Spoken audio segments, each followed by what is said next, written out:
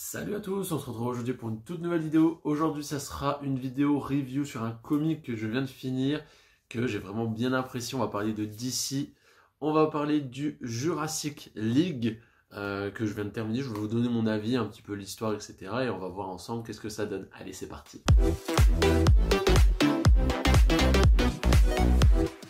Alors, ce Jurassic League, déjà avec une cover super sympa.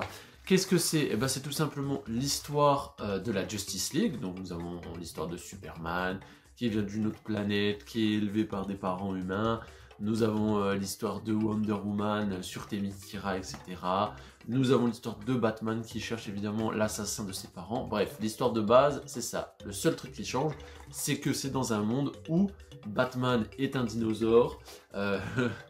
On a Superman qui est aussi un dinosaure, Wonder Woman, etc. Ils faisaient toute la Justice League comme ça avec différentes espèces.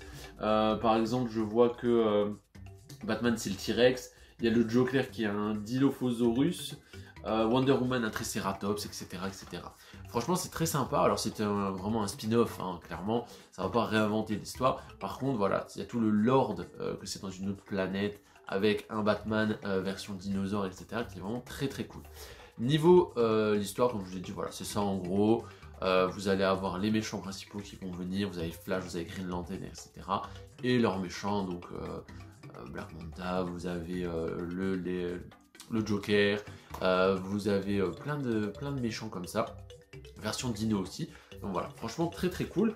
C'est sorti chez Urban Comics et c'est assez court au final, il y a 140 pages. Donc voilà, c'est le genre de petit comique, mais qui est vraiment très cool. Au niveau du dessin, là c'est vraiment très sympa. Alors comme vous voyez là, vous avez donc l'affrontement au tout début entre Batman et le Joker. Donc je trouve vraiment au niveau du design des personnages, c'est hyper bien foutu.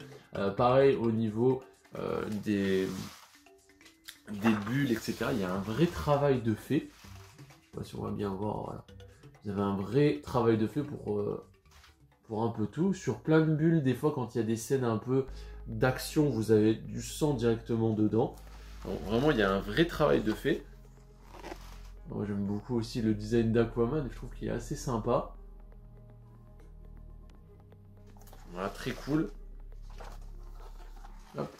Il y a que peut-être le design un peu de Superman que je trouve un petit peu en dessous. Mais bon, voilà, après ça colle quand même avec le dino, on va dire. Donc voilà, vraiment très intéressant.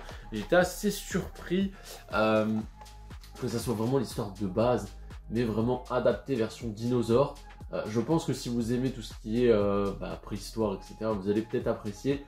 Pour les autres, on n'apprendra pas grand chose de plus sur les personnages. C'est vrai, c'est vraiment un spin-off. Les planches sont quand même très sympas.